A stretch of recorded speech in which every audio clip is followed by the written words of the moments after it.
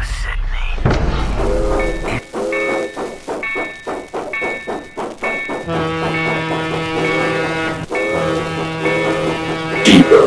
Devoid. What's your favorite scary movie? Depot Devoid!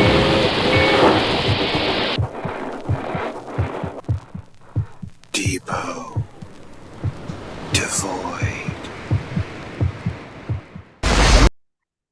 Welcome back to the Stabathon, Yay. also known as Depot Devoid. I am Matt Fagan, and who's that other guy? I am Ted Fagan, and I am now fully replacing our middle brother at our old work as a salesperson. Wow, this So- thing's got dark so fast. I am double Fagan.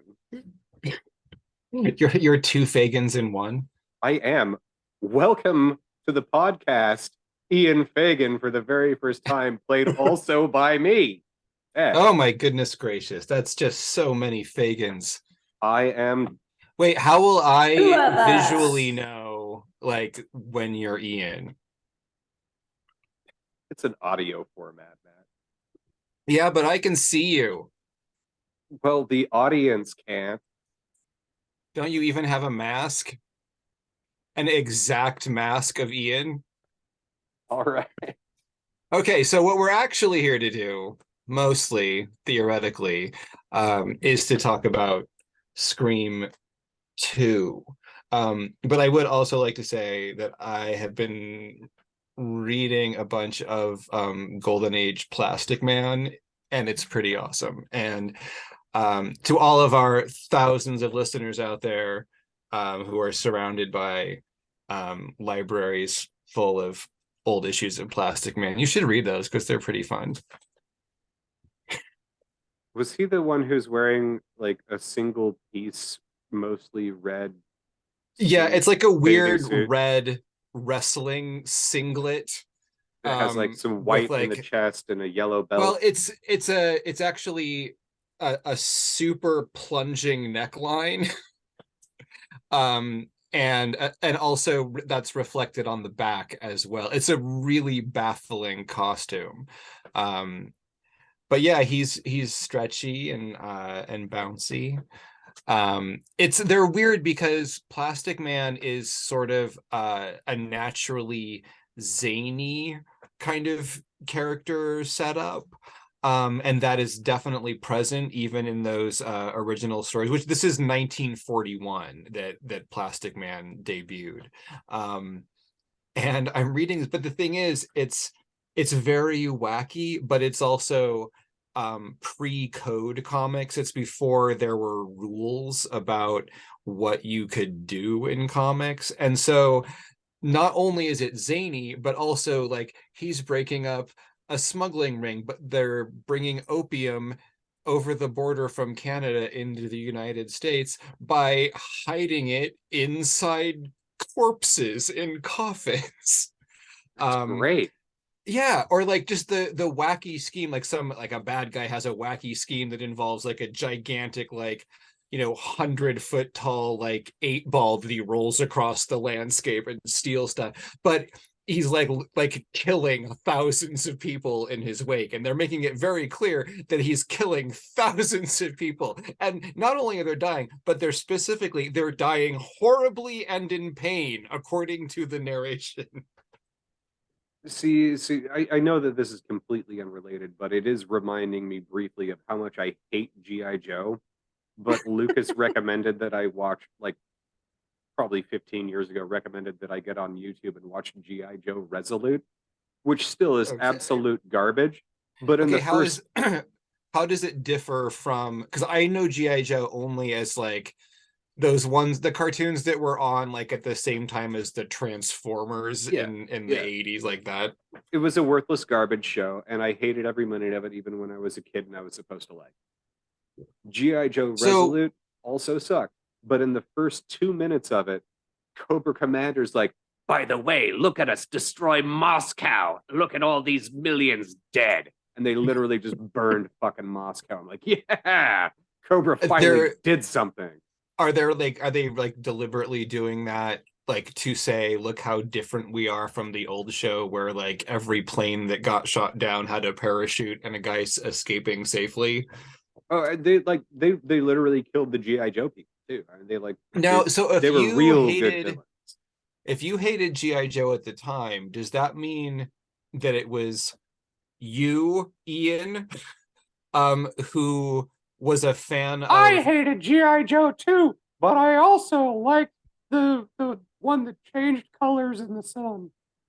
Oh yeah, the action figure of Zartan was rad. But my point is that one of you liked G.I. Joe the movie, which was really just 3 episodes sort of stitched together with a running theme. I remember little snatches of it, but like one of you watched it over and over again for a little while and burned pieces of it into my mind. Okay, so specifically Baroness saying, "A deal with Cobra? You can't be serious." I remember that. This is also the one that and tube worms, giant tube worms. The giant tube worms, and also fighting the blob with apples because there's a small amount of arsenic in every seed. Nice. I don't know if it was my choice to watch that. I don't remember that specifically. I remember like a laser core was the MacGuffin of one of the episodes. Everyone is chasing. It looks sort of like one of those old Simon games. that sort of round. Yeah. Anyway. Yeah. No, I don't know if it was my choice or if it was Ian's choice to watch that. I know that was at the same time that I kept renting Godzilla 1985. I know you were super into that. It got really annoying, honestly. Like I love Godzilla. I was 4 years old. But yeah, you were obsessed with Godzilla 1985, so much so that even after like I developed a sort of complex and nuanced love of the Godzilla films later on, I couldn't watch that one for a long time. You're welcome. Because I just no. Honestly, though, I have a DVD of quote The Return of Godzilla, which is like the Japanese version of Godzilla 1985, which is different and doesn't have Perry Mason in it. And it's actually pretty good. Like I got that not that long ago and I hadn't seen it before. And that cut is I would say superior in every way. To everybody out there who might be wondering, I got it out of my system. I haven't seen Godzilla 1985 since before I went to kindergarten. Well, now you're missing out if you don't watch The Return of Godzilla. I don't know if it's necessary. I'm pretty sure that I've seen it enough. I don't know. It's slightly different. Sounds like you haven't seen it enough. I haven't seen any of the Godzilla movies enough. You just what have to take breaks Matthew from Broderick? them. I don't count that as one of the Godzilla movies. It says it in the name. Okay, however, in Godzilla Final Wars, which is made by Toho Studios in Japan, they make it clear that the monster that was seen in the 1998 Matthew Broderick movie was not, in fact, Godzilla and was misidentified by the Americans. Scream 2 opens in the movie Stab, where everybody is given a costume and a knife. I love this. Like right out of the gate, Scream 2 is giving me everything that I want from a sequel to Scream. I love that there is a movie about the events of Scream already. Just at the very beginning of Scream 2, that this has already become this new layer of meta commentary. I think that's great. I think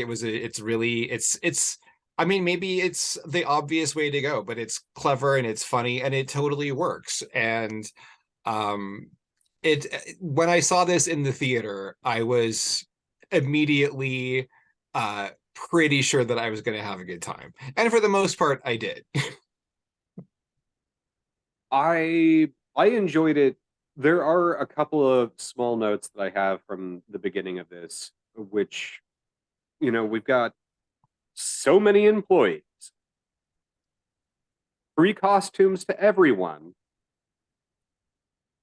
the people running these like flying ghost people throughout the audience. This can't be making any money. The promotional bullshit in this, the theater has to be losing so much money on this movie based on real events. What the fuck? Well, this is opening night, opening weekend. So in terms of the big giveaways, that's not going to be continuing. That'll be sort of while supplies last sort of thing, which basically means by the end of the first night, there are no more ghost face masks to be given out.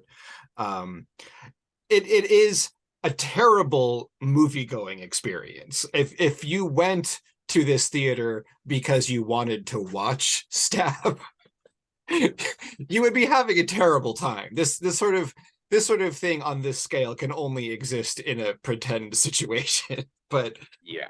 But I feel like visually it's really fun. Like, and this is a sequel that knows it's a sequel.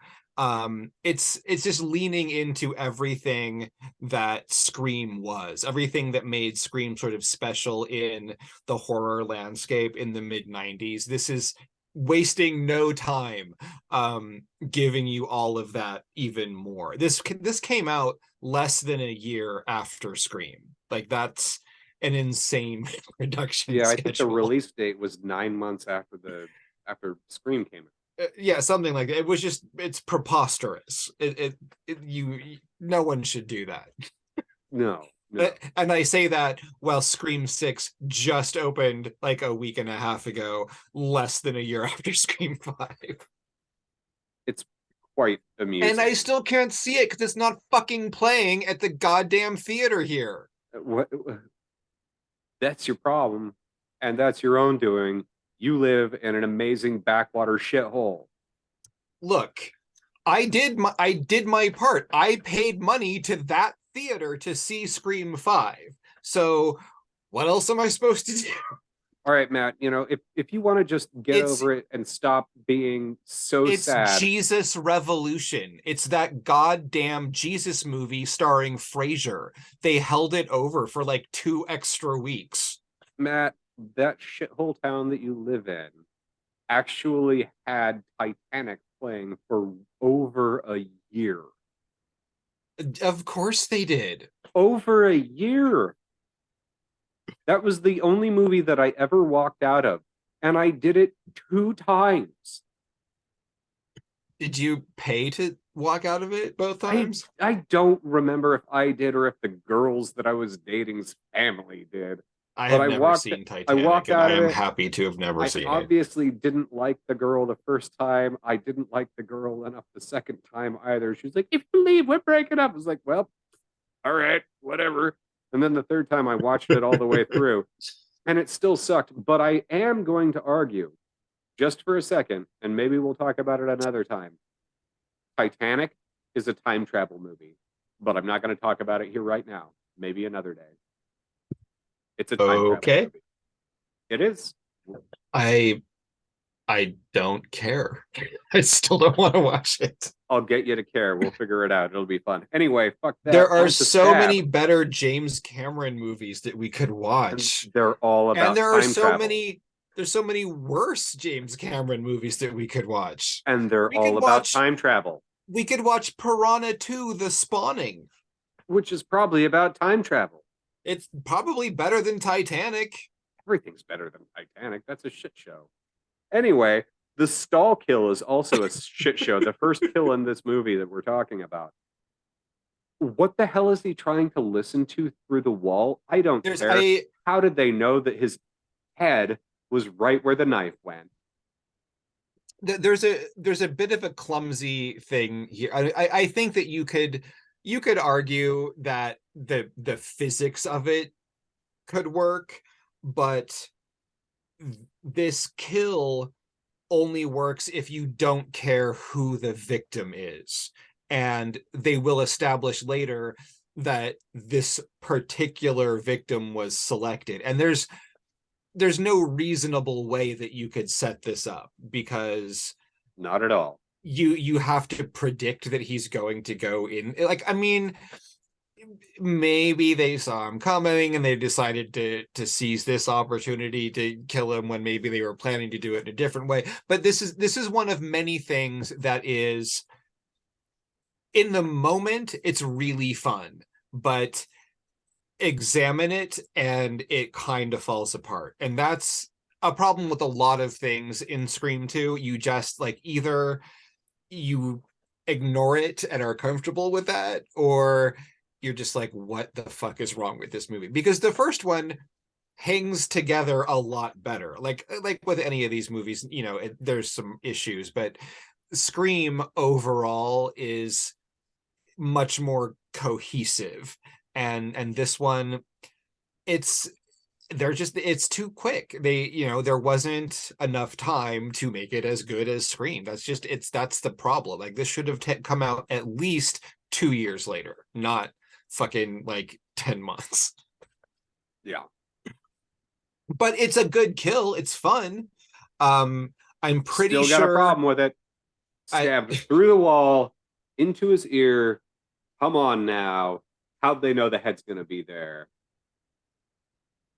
Because they're listening very carefully and they hear him lean against it. Even if they had a mirror on a selfie stick, just show me the mirror on a selfie stick. Maybe she is whispering right against the divider, and so she assumes that as he's leaning in to listen, he's going to lean in right where her mouth is whispering, and that's what she's doing, is she's drawing him in. And then she leans back and stabs it right through. How's that? See, that didn't happen. I mean, you're right. It could have happened. It could have happened that way. Okay, if the cat was next to me, I would argue more. So, anyway.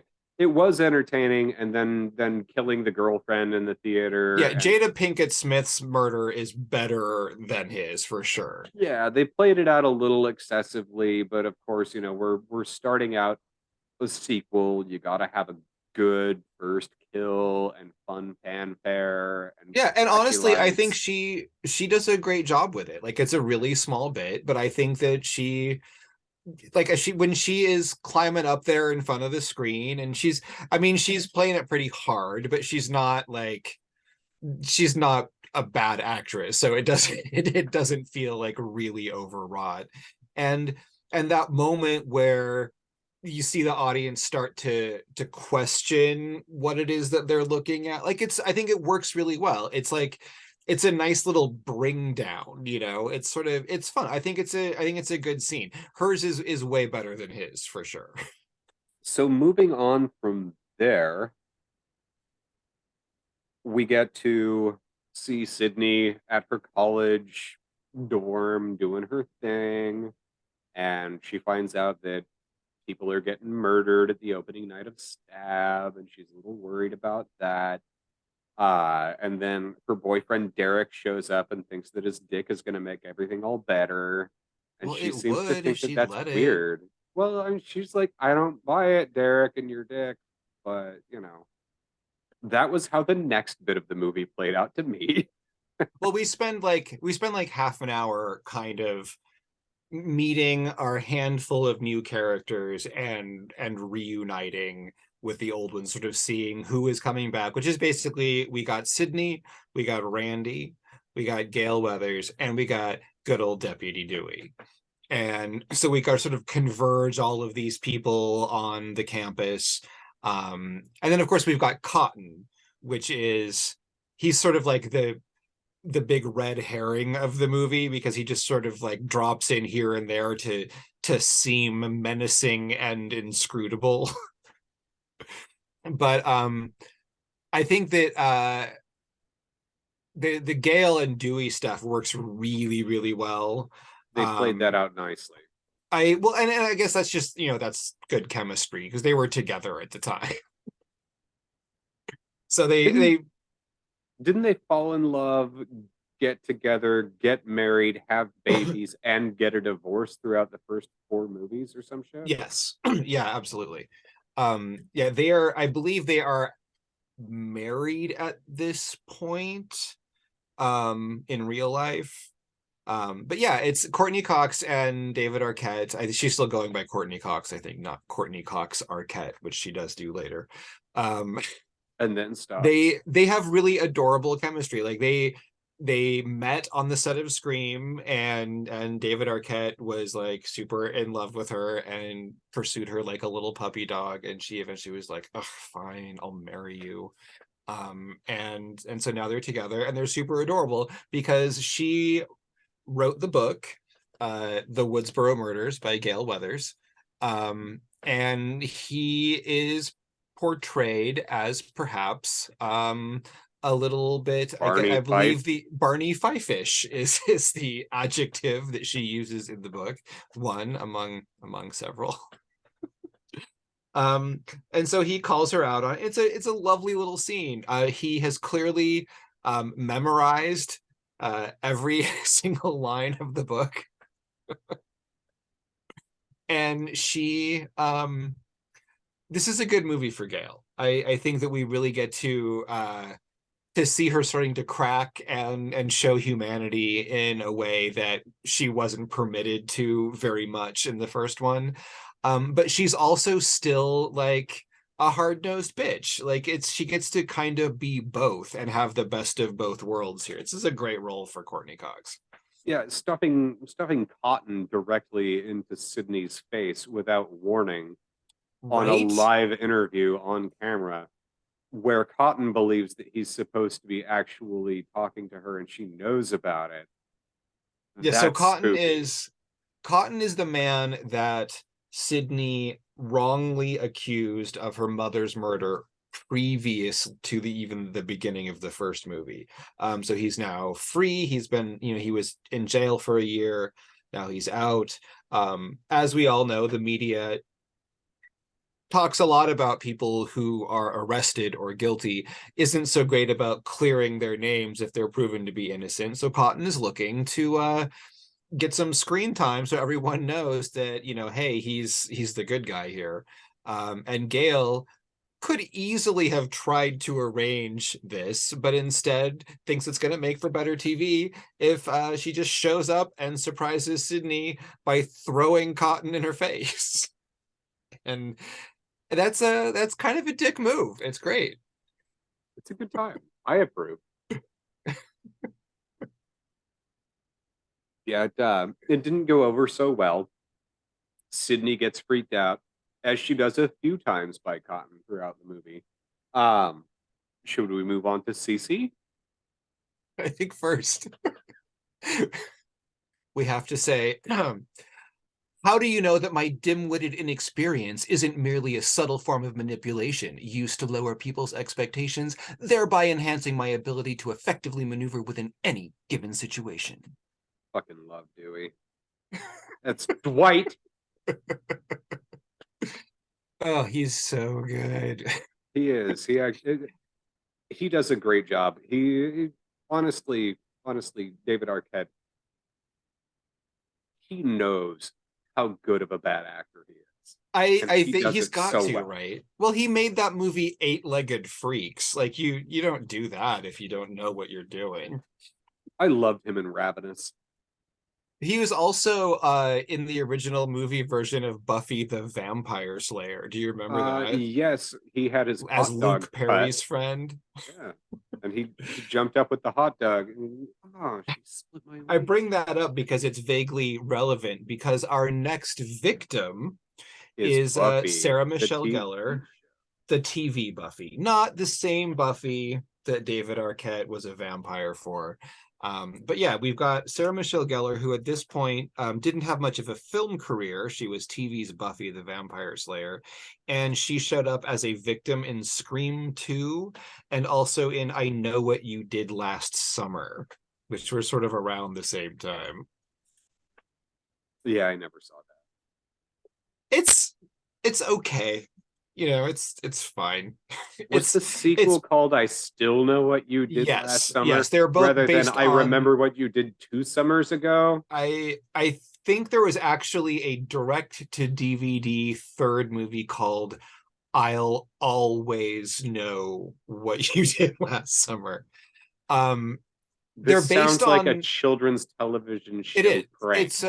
It's actually a children's horror novel that they adapted into a sort of young adult. It was a very PG-13 kind of horror franchise. I don't know if it actually was PG-13, but it felt very PG-13. But we've got Sarah Michelle Gellar as Cece, who is alone at the sorority house. She's the sober sister on the night of the big mixer. I'm going to just jump in right here and say that she fucking deserved it. And why is that? The sign that says no eating in the living room. And she's got all them fucking pizza boxes in there. And she's eating pizza. How many pizza boxes does she have? Do you think they're really hers? I think there were 2. And it shows her eating out of one. Oh, okay. Well, then, yeah, you're right. She absolutely deserves it. Then that's why it happened. Had it coming. Serial Mom would have killed her for that. Yeah, and everybody knows that I agree 100% with everything. God, I had her name in my head for a second. Beverly. Everything Beverly did. Yes. I fucking love that movie. Dewey. Oh my god. I saw Serial Mom 4 times in the theater, I think. It's worth it. It was already out on fucking VHS. Actually, you brought it to Union, which is the first I remember time doing that. Yeah, I rented it in Portland and then brought it with me. Yeah. It's amazing. Also, Matt Lillard, and Matt Lillard was in Scream 1. Yeah, see, so it all fits. It's completely relevant. Everything is connected. So we've got this scene is, I think this scene is pretty good. It's not that scary. But it's a fun little ride. I think it's also like I guess it's sort of like she is chosen because her real name is Casey, which is the same as Drew Barrymore's character in the first Scream. And like that scene, I feel like the sorority house kill is one of those scenes where you can watch it and you can really see how the mechanics of like a thriller situation works. It's very spare, economical storytelling, like especially like, I mean, it's in 1997, everyone knows what that kind of cordless phone is that she's using and exactly how it works. You know that feeling of like you step outside and there's a very specific amount of distance you could get through the door, but if before the signal cuts out, like it shows you all of those little details that you need to know right up front. And then you see Ghostface sneak in behind her. It's all like, it's very like, it kind of it wears the mechanics on the sleeve, which is one of the reasons it's not that scary. But I like it because I feel like it still works. I'm not really sure why. Well, the other thing that I really appreciated about this particular kill is they show you very much how they're going to portray the rest of the movie, where yes, we do see a couple of clumsy bits going on, but it wasn't the Matthew Lillard falling all over himself bits for comedy. This is a much more direct, strong, violent, and intense killer that we're dealing with here. It's not goofy. It's not Shaggy of Scooby-Doo Matt Lillard. This is like somebody who's here to kill, and the violence is much stronger. They embraced it in the way that they should have and needed to make this movie work the out. body count is always higher, and the kills have to be gorier, carnage candy. They weren't particularly gorier, but they definitely really did embrace, we need to have a slight change. They're actually not going to be very gory until Scream 4. I hear Scream 3 is a little bit of a comfy ride. Scream 3 has a number of issues. It's there are well, Kevin Williamson is not the sole writer on Scream 3. He sort of like crafted some of the story, but someone else did the script, which is, I mean, he was doing a whole lot of shit at the time. It's also like very closely post Columbine, and a lot of horror stuff was really pulling back at that time. Yeah. So yeah, it's a little different. And also Gail's bangs. Hashtag well, we'll get to that when we get there. So Cece takes it in the back, and it's pretty good, and then gets pitched off the balcony. All pretty dramatic. And this is the night of the big sorority mixer, and so this is also the whole intent of this evening is ramping up to bringing Sydney directly into the murder story. That's kind of where we're going. But the way that Sydney is welcomed to the mixer is with my favorite line of the whole movie, which was Portia de Rossi, who says, "Hi." No, I really mean that. Hi.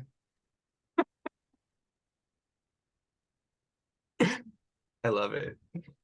It was pretty bad, and we could talk about the sorority mixer as much as we want, which I don't want at all. But then when we've got the phone ringing and Sydney's trying to leave, and she just keeps like looking back at the phone. Oh, I have to answer. And she gets it. Hello, bitch, or whatever the fuck the guy It's said. just hello, Sydney. Hello, Sydney. It's not Freddy Krueger. It's the same thing. Hello, Sydney. It's the same director. The same. I'm your boyfriend now, Sydney. Yeah.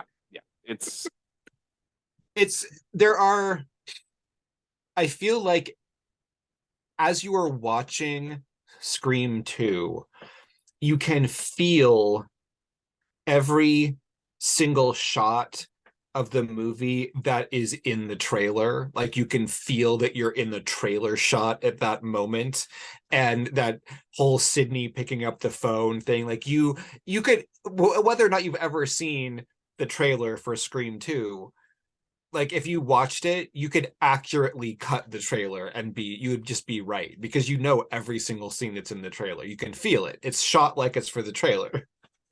It is. And when we're dealing with the meeting of Ghostface with Sydney in it, and then boyfriend Derek idiotically runs into the house after him and gets his little army boo-boo, and he's like, oh, my little arm, and then they go to the hospital.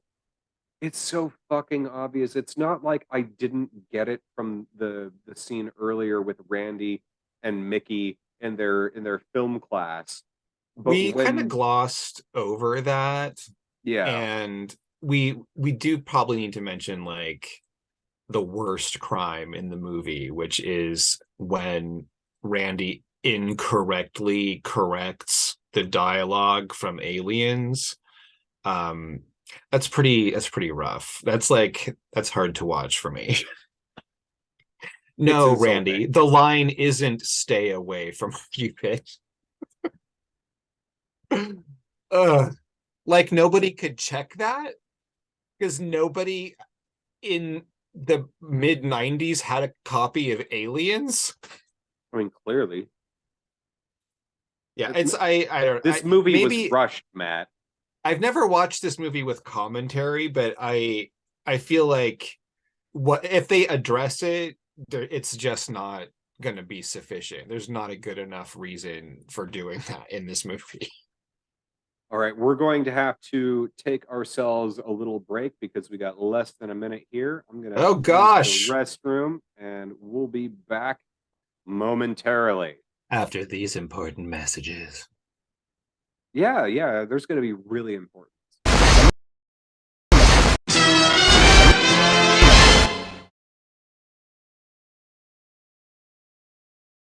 Welcome back to Release the Epstein Cut, the real Star Wars scandal. Matt, I hear you have something to say about this. Yeah, I do, because if there's anything that anyone knows about me, it's that I have very strong feelings about Star Wars and all of the things associated with Star Wars. And I think that most Star Wars fans will agree that the one celebrity spokesperson most closely associated with the Star Wars franchise and all of its various spinoffs is Jeffrey Epstein. And I think it is a shame what they have done to both the Star Wars legacy and the Epstein legacy. And I think until we, as fans of both Star Wars and underage sex islands, until we get closure on these very important issues, I think that at Lucasfilm and Disney can expect. I don't want to say revolution, but certainly some very dissatisfied fans. Do you think that at this time, in this day and age, we should stop saying use the Force?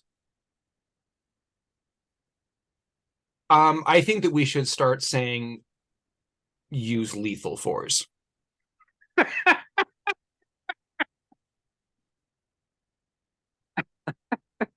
Well played. I mean, what would Ghostface do? Yep. All right, and that wraps up this episode. Goodbye.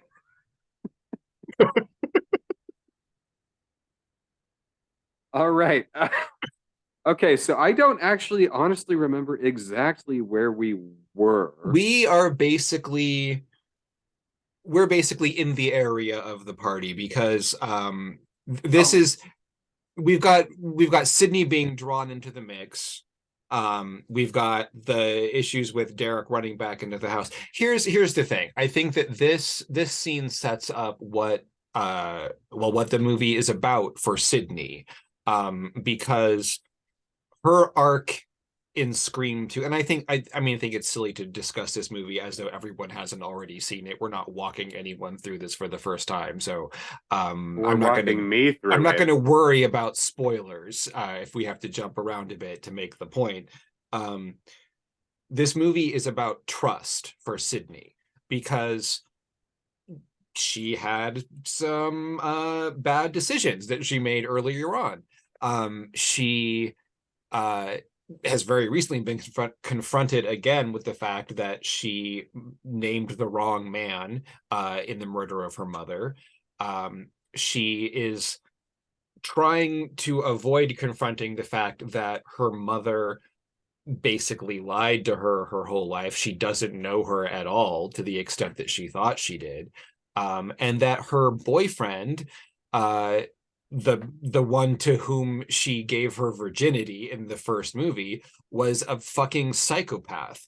And so she is worried about her ability to make good choices of the people that she allows into her life. And they, perhaps a bit clumsily in this scene, set that up where we have Derek running back in after Ghostface because he's in the house.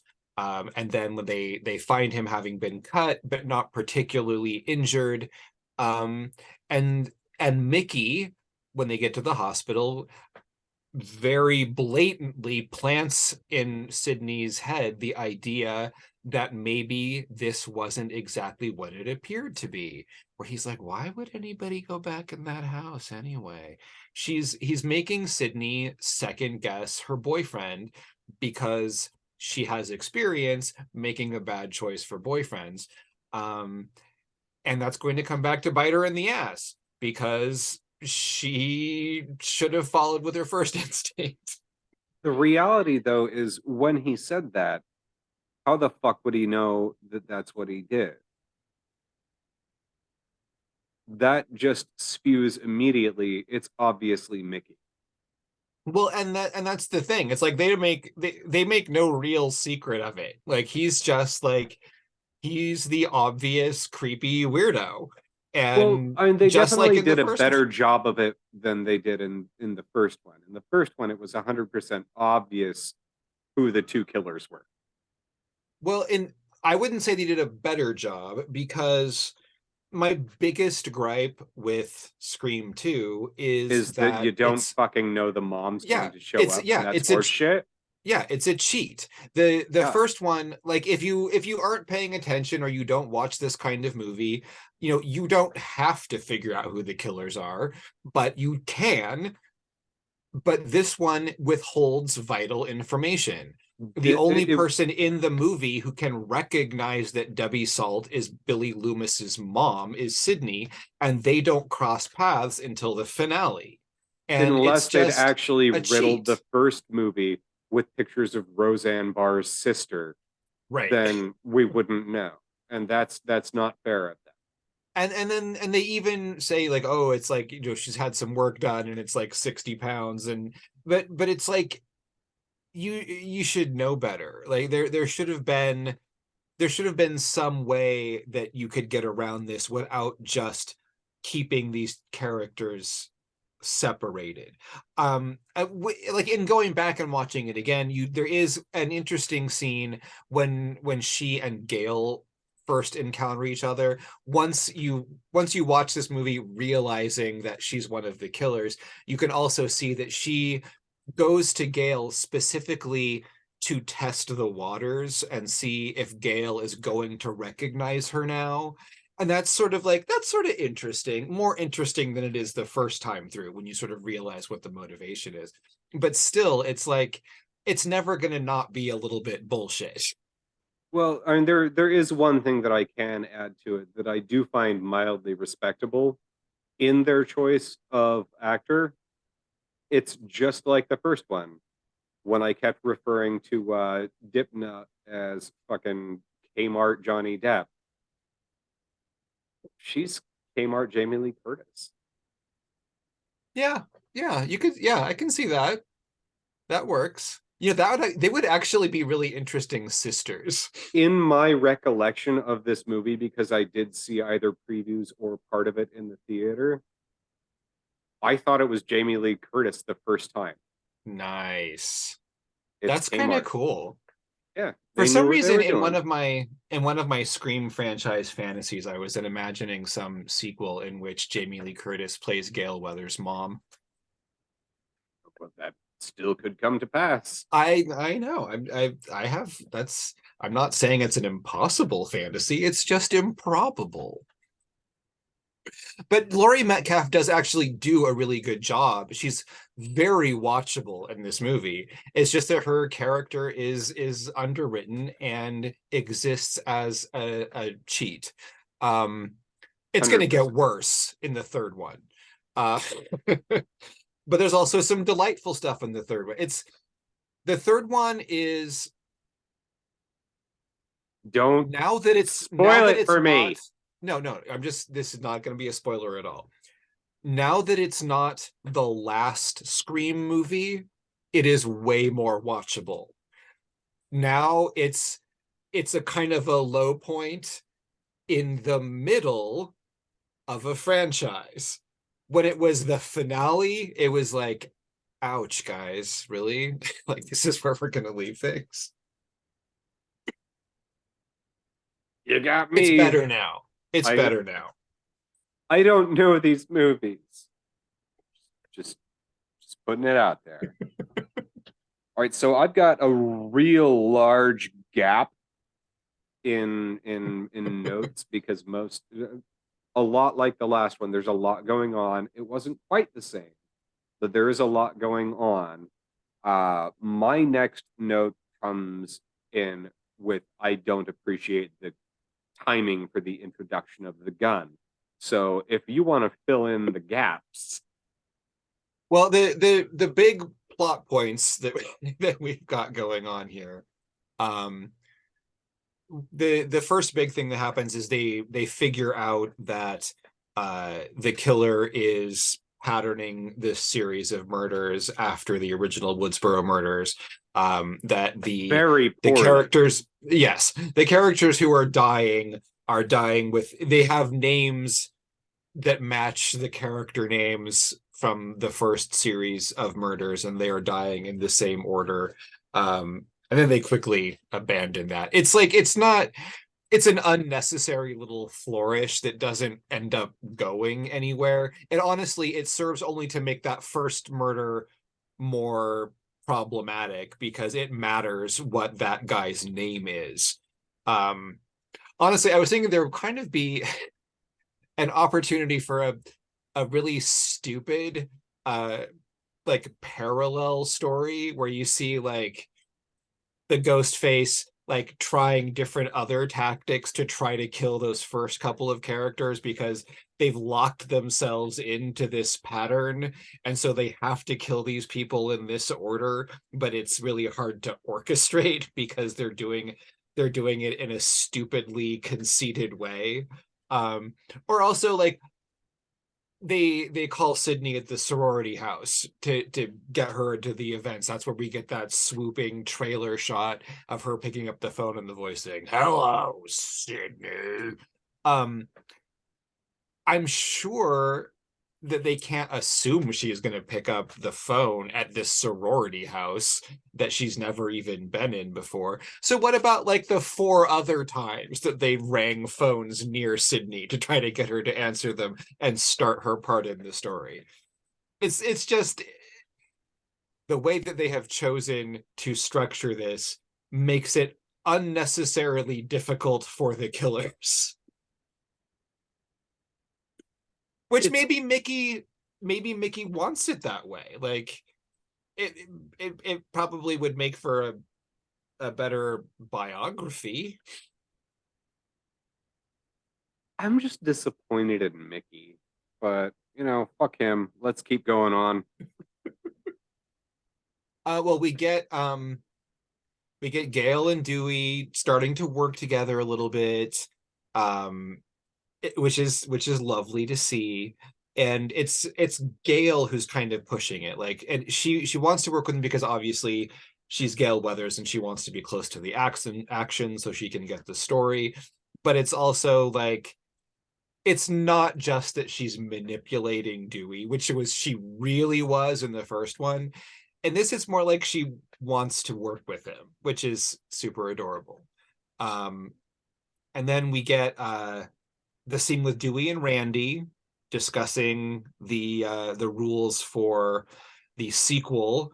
But what's fun with that is like while they're in a restaurant or something having this conversation, and on the TV we have that interview with one of those tabloid Hollywood TV shows interviewing Tori Spelling about the part that she's playing in Stab. And we get that really. I harken back for just a second to the first Scream. That was one of the things that was said when she was saying if they ever make this into a movie about her life. Exactly. It was a good joke that they followed through in. I appreciate that. It's beautiful. She made a joke about Tori Spelling playing her, and then we have actual Tori Spelling playing her in Stab, which is lovely, and also one of the worst scenes in the movie because we have that stupid fucking bit where we see Tori Spelling and Luke Wilson playing Sidney Prescott and Billy Loomis recreating a scene from Scream to which no one was witness. So the only way that they could possibly have this is if Sydney herself cooperated with Gail Weathers on the writing of the book, which pretty sure she didn't. The best part about that whole bit, writing all that off to the side, I loved how disgusting and nasty it was in the actual movie, that scene with Luke Wilson. In this one, Luke Wilson seemed cleaner somehow. Oh, for sure. As disgusting. And I'm sorry, Luke Wilson, you're a nasty man when you did this. You did His name it isn't cleaner. Skeet's name is knockoff Kmart Johnny Depp. But yes. Nah, Skeet's better. Skeet says it all. I like Luke Wilson in general. The first time I saw him was in a movie called Bottle Rocket.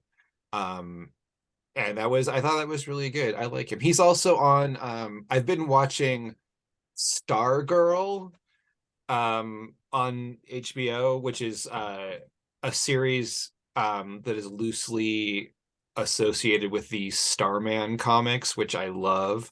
And Luke Wilson is sort of like the father figure in that show, and he's really good. He's like a very he's a former sidekick and stepfather to the main character, and he's a very loving stepdad and pretty understanding.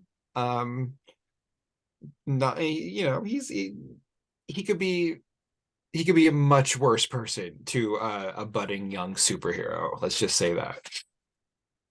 He could be Kevin Costner. I highly recommend Stargirl. It's fucking adorable. Fair enough. Also, out there, anybody who's listening, if nobody understood at all to this point, I hate Kevin. Kevin loves you. No. Kevin Williamson, the author of Scream and Scream 2. That's a weird position to take. No. Kevin Costner. I can't even remember the last time I saw Kevin Costner in anything. I already knew that Superman was busted, but he played Superman's dad. Yeah, that is probably the last thing I saw him in. That's a terrible movie, though. So, you understand the concept of the Midas touch. Everything that Midas touched turned to gold. Everything that Kevin touched turns to shit. There are very few people who have survived this. Like, Morgan Freeman actually is immune to the Kevin thing. But are you familiar with The Squishy Touch by Shel Silverstein? I'm familiar with the Shel Silverstein, but not the Squishy Touch. It begins, everything King Midas touched turned to gold, the lucky fellow. But every single thing I touch turns into raspberry jello. I'm fucking amazed, and I love it. The Squishy Touch. Yep. I think that's from A Light in the Attic. Well, anyway, we haven't come full circle, but we should break the circle before we go any further down that hole. Okay, so completely unnecessary but fun little scene with Tori Spelling and Luke Wilson, during which the real event here is that Randy and Dewey are discussing the suspects, and Randy actually names Mickey immediately as the most likely suspect. So we're like, the movie isn't trying to hide Mickey from us at all. Like they're very upfront with that. I think they probably want us to suspect that the other killer is Cotton because he keeps popping up and being like creepy for no really good reason. We get a really annoying scene of Sydney in the theater, which I find totally boring. Yeah, it I was tend absolutely to go make a unnecessary. sandwich. Yeah, there's this I don't get what's going on. It feels like an unnecessary attempt at being sort of highbrow or something, or like Nev Campbell said, okay, I'll do Scream 2, but like I want a scene where I do classical theater. It feels like it's trying to be, it's like it feels slotted in because it's not necessary to the story. The only thing it establishes is the theater as a location, which is relevant later on, but like we don't even need that, like none of this is necessary. And it's boring, and I don't like it. I think that what it was they actually had some extra subplots that they didn't include in it. That's totally possible. Much like with Weird Al's UHF, and there were about 7 hours on the cutting room floor. They rushed this fucking fast, and they didn't know what they had to work with, so they spewed out a bunch of garbage. Well, that's only one of thousands of ways in which this movie is like UHF. Yeah, there is a lot, honestly. Next up is Randy. This is the saddest scene.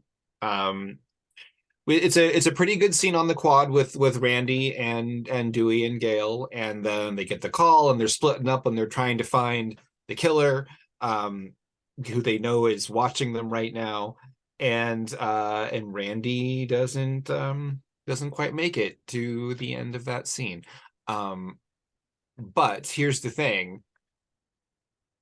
This sequence makes Gail into the character that she is. Like, this is the first time that Gail actually reacts to one of these deaths as though it is something other than a story. Like, she knows Randy, she likes Randy, and when they find him all stabbed up in the van, she screams and she's horrified, and it matters to her. And I think it's they didn't have to do that.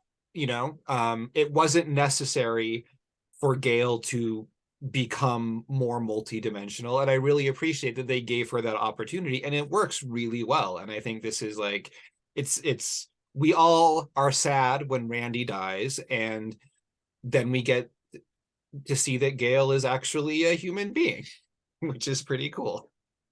This sequence also breaks the story, the way that the movie plays out.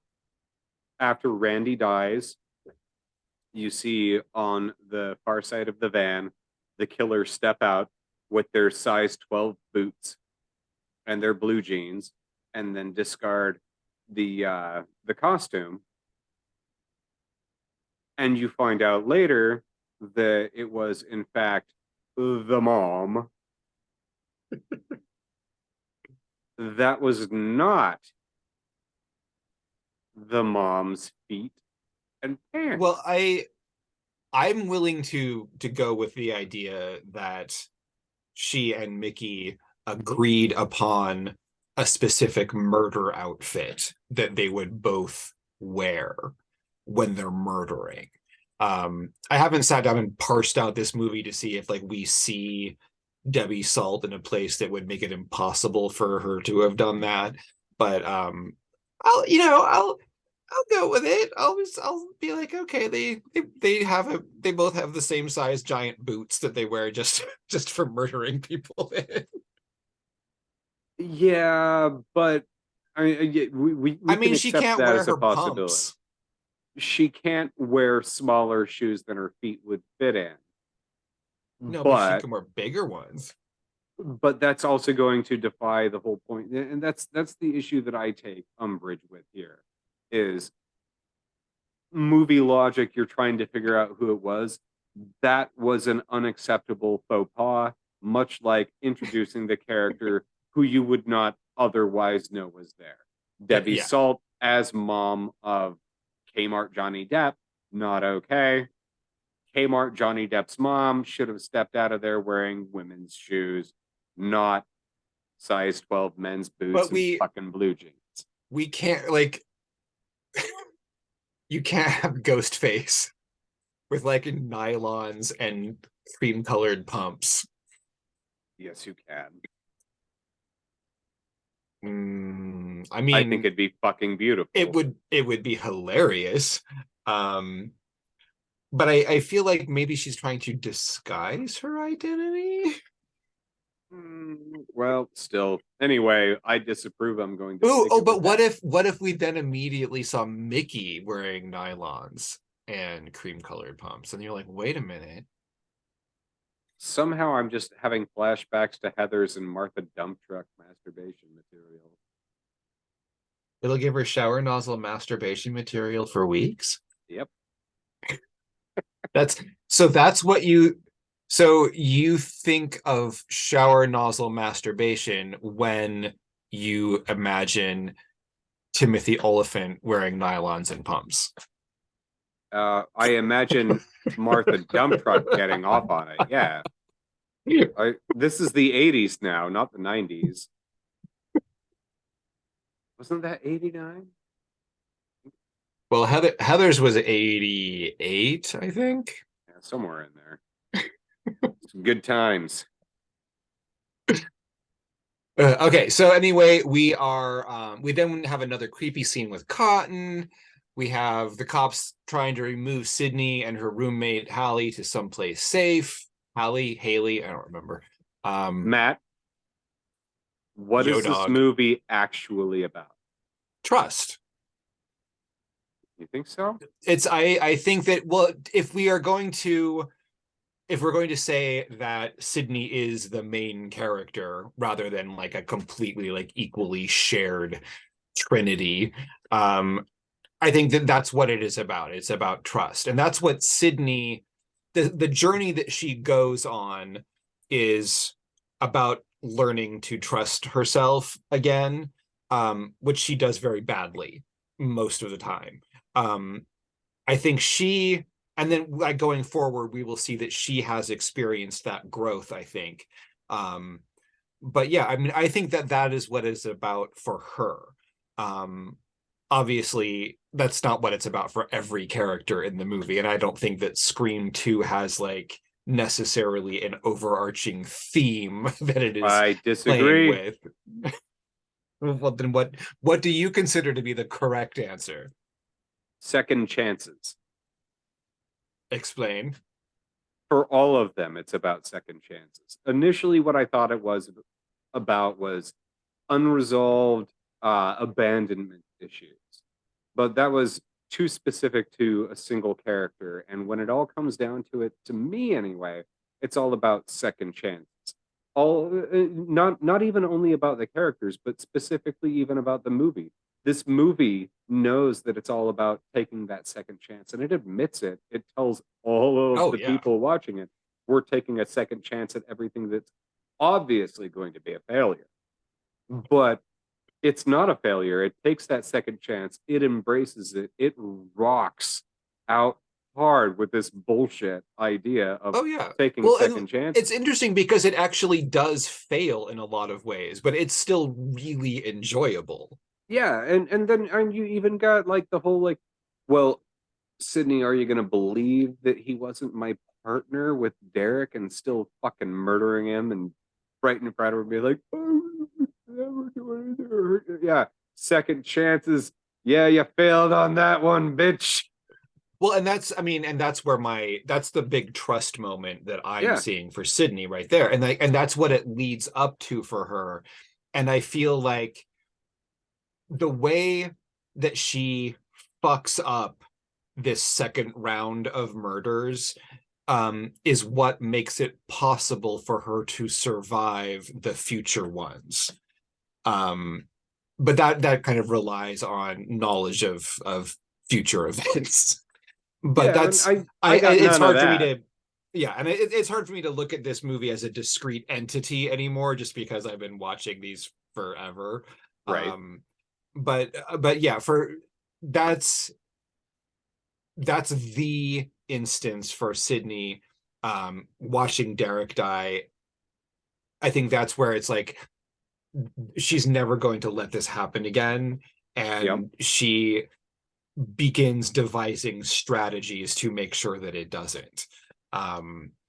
And it's like, it's a shame because it's not like, it's not happy in a lot of ways. Like she doesn't have the happiest ending in this movie. I mean, she walks away from it. Everybody's given a second chance in this silly second movie. Oh yes. I mean, we see that with with Gail's Gail, is with the first Cotton, one, really. with Dewey. I mean, we see everybody having their second chance, and some of them do well, some of them survive. Randy certainly didn't, but everybody. And yet, will we see him again? We'll find out. I don't know. I haven't been there yet. I haven't been to chance number 3, but they very much, in my opinion of it, they've very much focused on second chances, a new opportunity for all the different people, and a lot of them failed miserably. And we've got Cotton. I mean, it's all about his second opportunity to try and get everybody to appreciate him and like him, even though he's an unlikable, horrible monstrosity. Oh, he is. He is terrible in this movie. And it's interesting because he's sort of given the hero prize to walk away with, but he is like particularly bad during the climax. Like he basically holds Sydney's life in his hands to extort a fucking interview with her. I mean, it's pretty extreme. And then later he's like, I never admitted I actually done that. It's pretty spooky. It's how much did you love that whole sequence with Dewey and Gail getting stalked and then Dewey getting stabbed the fuck out of his back on the other side of this soundproof glass? It was good. It was very good. The second death of Dewey Riley. And he can't die. We talk about second chances. That's what it's about. It's and I love, again, like that, like I love Gail's character growth in this, and that is the movie ends. There are a couple of big things that happen at the end. Like we get Cotton's big direction change for his life, which actually, like, we'll see him again. We get Sydney sort of walking away and being able to hand the limelight off to someone else, and so it seemed like maybe she's going to be able to get a little bit of privacy and closure. But the big one, and this is not subtle at all, but we feel like we think Dewey's dead. Like it's pretty bloody, and then we don't see him again until the end. So we think that Dewey is dead all of this time, and then right at the end, the cameraman shows back up. They're starting the interview. Like Gail's getting ready to do her "I'm Gail Weathers reporting from Windsor College" thing, and then the paramedics are like, "We got a live one," and they pull Dewey out, and she fucks off from the camera. Like, she leaves the story and she climbs in the back of the ambulance with Dewey, and that is like the most humanity that Gail has ever shown. And it's, again, it's not subtle, but it's really solid. Like it works so well for her character, because it's like, it is a huge change for her. Now she's a much more likable character in that instance. So yeah, actually, when they do end up having their final interaction with the killers in the theater, the introduction of the gun, it seemed like the wrong moment to me, but I mean, they were still having fun. There's always a gun at the climax for some reason. It's a thing. It's America. Yeah. We can have a big story that's all about stabbing, but we can't actually solve anything without a gun. No. And you especially in that day and age, you definitely got to have some douchebag holding the gun sideways. Oh yeah, of course. Well, that's almost forgivable because he is like the freaky Tarantino film student. Yeah. And that's a full-on like Pulp Fiction movie. Like he's playing the movies at that point. And so I kind of, I kind of buy that. And like they're leaning into him as I feel like they're kind of hanging a lantern on how lame he is, right? Yeah. Maybe that's just retrospect. Well, no, and it was pretty lame. But it's we don't there's a whole bunch of gunplay here, and then Cotton shows up, and then Cotton shoots Mrs. Loomis, and then everybody shoots everybody else. Give me the gun, Cotton. Yeah, it's not a super satisfying finale. The first one was better, and we will see better later on. Not in Scream 3. But we will see better later on. Don't try and trick me, Matt. Ultimately, aside from Mrs. Loomis, it was a good movie. They fucked up with that. That is the biggest problem, without a doubt, because it's the most fundamental problem. It's still, overall, like it's a really fun ride. You can't examine anything too closely. But there are aside from that, I not felt a horror. robbed and it's insulted. A thrill ride. I felt robbed and insulted by the introduction of Mrs. Loomis without having that been a thing. This was not an acceptable way of handling a film. I felt like I'd been cheated. Yeah.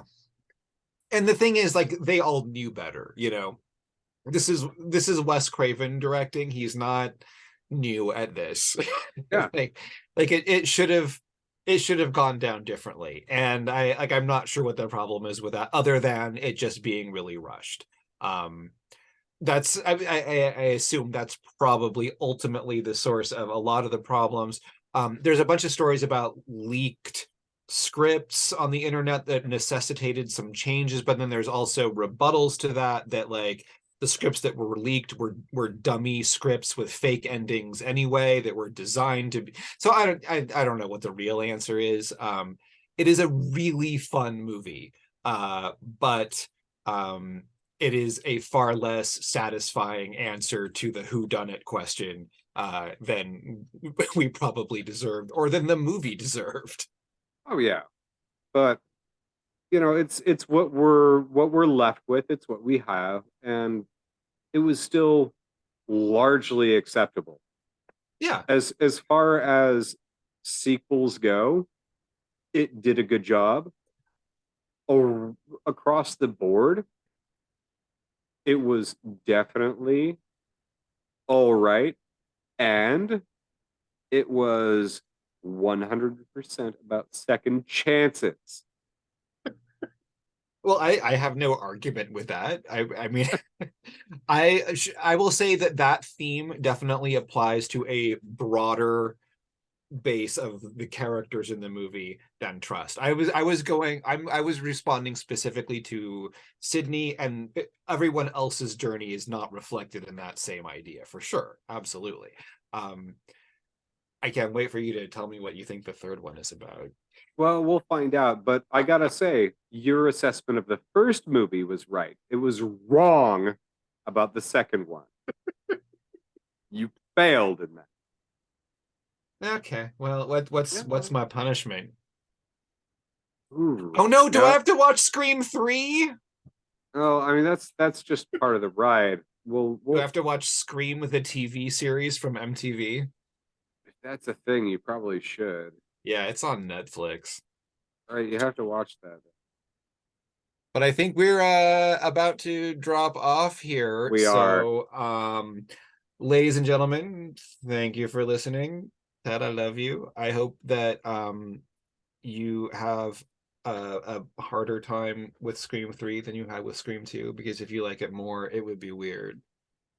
I guess we'll find out. But I love you too, Matt. It's been a good time, and I don't have the cat anymore as our stand-in. but you know. So Ian gets to say nothing. Ian is not involved in Silencio! the end, but we'll bring him back in Scream 3. Like Randy. Yeah. All right. I love you, Matt. Love you, Ted. Till next time. Till next time. Goodbye, Depot Devoid. Depot Devoid is hosted by Matt Fagan and Ted Fagan. Depot Devoid is not hosted by Ian Fagan because he died, and we miss him. Find us at Depot Devoid Podcast on YouTube, Facebook, Instagram, and all your favorite podcast platforms, or reach us at depotdevoidpodcast@gmail.com.